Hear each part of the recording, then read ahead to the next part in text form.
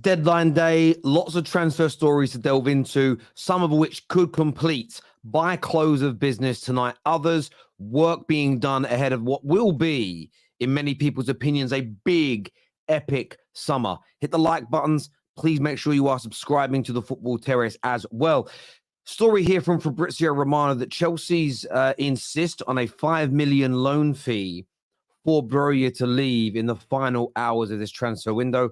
Wolves and Fulham are both still insisting that they're interested, but not the current condition. So the deal has changed a lot in the last 24 hours with obligations to buyers being needed. That seemingly having been removed, but still a £5 million loan fee is being requested. Wolves and Fulham are negotiating this hard.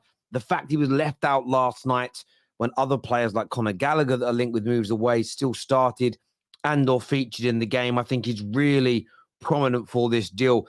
I believe that this one, we will see some movement in this deal today. We know that Broja is not good enough for Chelsea. I think most Chelsea fans have come to that realization. He is never going to be the guy to get us back to the peak of our powers. He's never going to score enough goals. He may never be completely fit enough. He may not be of that level, especially when you're a Chelsea side. You come up against far more low blocks. Teams give you far less space. I think a team like Wolves, a team like Fulham could be absolutely brilliant for somebody like him. Regular game time, more space to play in, and far less expectations to deliver. So let's keep an eye on this one and see what happens in the coming hours surrounding it. Now, with Chelsea as well, we know the Times reported just yesterday that Chelsea are willing to sell Conor Gallagher for the right price this month, with Spurs keen to offload Pierre-Emile Højbjerg if they sign the 23-year-old. Now, with under 12 hours to go of this window, it looks like Conor Gallagher is going to be staying.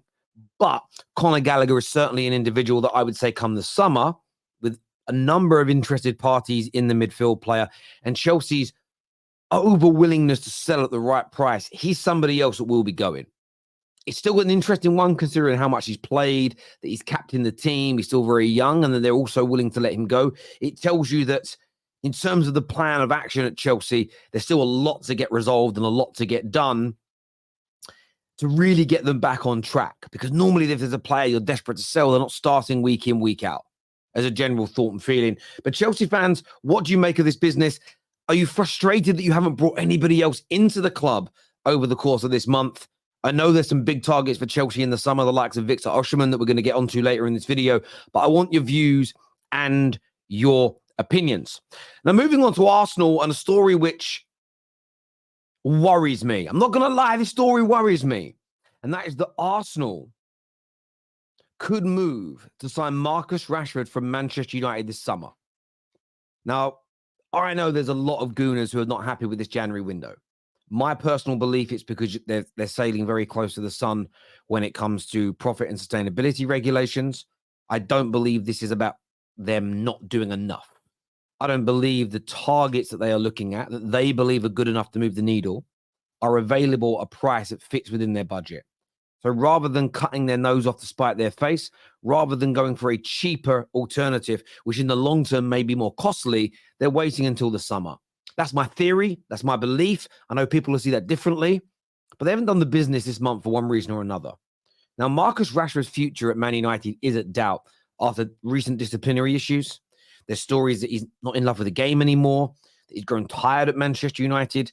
Now, for certain Reds, they'll say, hang on, he just got a new 300 grand a week deal. How crazy is this? I agree. That doesn't mean that isn't how he's feeling. Right or wrong, doesn't mean that isn't true. Now, Mikel Arteta and Arsenal have had a long-standing interest in Marcus Rashford. And the reason this deal worries me, there'll be some United fans go, yes, take him off our hands. There'll be some Arsenal fans thinking, hang on, whoa. This guy's not good enough. He's got disciplinary issues. Why do we want him? My personal thought around this deal is I think it's going to be hard to get done. It would be expensive. The salary's high. But I worry about Rashford feeling rejuvenated elsewhere. I believe Marcus Rashford has fallen into the same trap as the Martials, as the Pogbas, and many others before him in this last decade, where Man United he's become jaded. Some of it is on him. Some of it he will have to take responsibility for. But I believe the club as a whole has destroyed him. I kind of want him to leave Man United because I don't think we're going to ever now get a consistent quality Rashford back due to how he views the club and how he feels. But I believe a change is as good as a rest. I would prefer him to go to PSG or Barcelona. I think we'll see Rashford get to his very best at a club like that. I also have a horrible gut feeling that he could do exactly the same thing at Arsenal. I believe if he goes to Arsenal, if he feels loved, if he feels rejuvenated, if he falls back in love with wanting to play football, that clean slate, that fresh start, Arsenal could purchase an asset from Man United, who may not still be everybody's cup of tea stylistically, but he can deliver. And when Rashford's in a good place, that man can score, that man can create, and he's a danger. So personally for me, this deal is a massive no. I hope the work isn't starting. I hope this is false information. I hope this story isn't true. Because although I think it's right for Rashford to leave Manchester United, that isn't coupled with me thinking he's a bad player. Him joining a Premier League rival, I think Man United have to avoid that like the plague. But I want to get your views and opinions on that. In terms of goal scorers and strikers at Arsenal, there's also talk now that they're interested in the Chelsea target, Victor Osimhen. Talks according to a leading Neapolitan journalist. That means somebody from Napoli. In case anyone's wondering, I don't know why I said Napoleon. I know why. I was looking at the critics' review on the new Napoleon film that's out. Anyway, I digress. Arsenal are now starting talks surrounding him. We also know Arsenal are heavily in for Ivan Toney, and it believes that what Arsenal have done this January has gone right. Maybe we can sign a young up-and-coming striker. Maybe we can get him in at 20, 30 million. But are they really going to move the needle for us? Equally, how much of that budget does it eat into for the summer? They are looking to buy some stellar striking options in the summer, whether it's Victor Osimhen, whether it's Ivan Toney.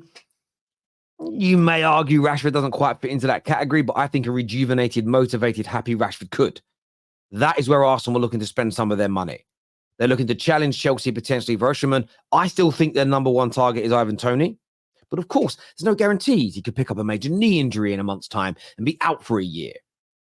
They can't just put all their eggs into that basket and do no groundwork elsewhere. And I believe we're going to see a very similar situation at Arsenal to which we did with Declan Rice. I believe come the beginning of February, which is today, but the first few weeks, you're going to start to see movement around these deals for the summer. But I want your opinion on them. Victor Osimhen to Arsenal, Toney, Rashford. Give us your thoughts and feelings in the comments section below, especially Man United fans and Chelsea fans who are interlinked with these deals in multiple ways. Where are these players going to end up? Will Arsenal be able to sign one of them or two of them? Give us your views, give us your opinions below. Now, moving into the Man United Arsenal category still is a situation surrounding Joshua Zirkzee. And this is a striker that, listen, why I'm excited about this young man is I don't know very much about him. But equally, nobody seemingly does. And I say that because what we get on the Football Terrace a lot in our comment sections and our live shows is people talking about players they rate and like. And up until he was linked with Arsenal and Man United 3 weeks ago, nobody was talking about Joshua Zirkzee. Now, that doesn't mean that he's a brilliant player. That doesn't mean he's going to make it. But there's an element of excitement I have because he's not an individual which the world and his dog has been raving about for weeks and months and years and hyping up. That's what makes me really intrigued about this centre forward. Every now and then you get a player that's kind of a little bit of a, I don't want to say like an obscure player, because I wouldn't necessarily refer to him as being an obscure player, but someone that the world isn't just talking about. So there's sometimes a little bit of excitement. It's like a not an obvious signing. Now, we know that he was obviously part of Bayern Munich a number of years ago. He officially has a Champions League winners medal. He has 2 German championships to his name, a Super Cup. Looking at the list here, two German Super Cups as well. Now, look, you go back to those seasons, and I'm doing it now. Let's go back to the 1920 season. What did he actually do that year? He's 22 years of age now. Did he play much? I'm waiting for this to load. It says live while we're on the air.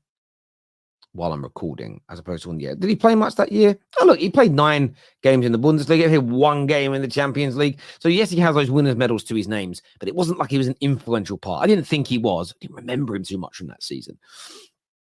But there's certainly some star quality to this man. If you research him, if you watch him, if you read those scouting reports, make sure you're reading scouting reports that are at least a year old, so they're not connected to Arsenal or Man United or other potential suitors.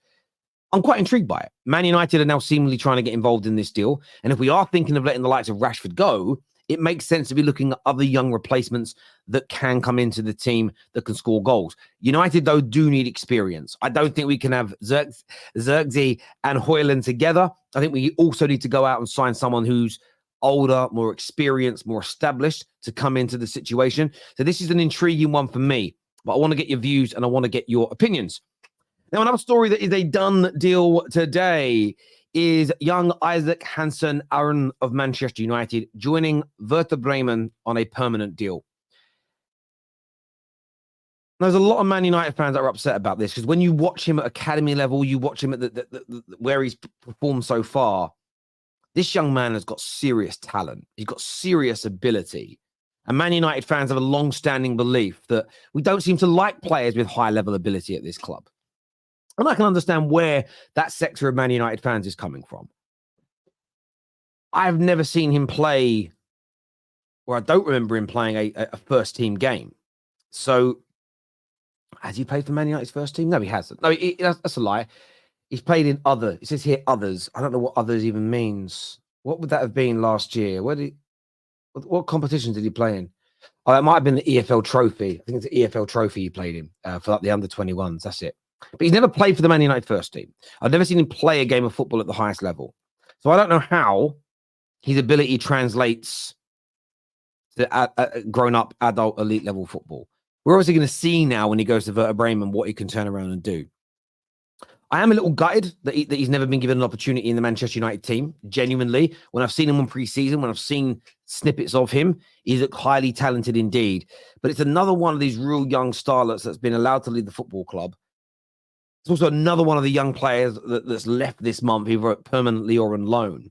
And I suppose as the Man United fan, I'm just a little bit disappointed that with all the money being freed up from the salaries of these individuals, thus far, nobody else has come in just to help us through the rest of the season. That's probably what I'm more frustrated about in the short term. In the long term, we'll see how Isaac gets on in Germany. I'm not going to sit here and be overly angry about it. I've never seen him kick a ball at pro level. So therefore, it's very difficult to assess whether he was good enough or not. But I'd love to gauge, again, United fans watching, your opinions on this. Until next time, everybody, take care. Goodbye. God bless. And I'll see you all again soon.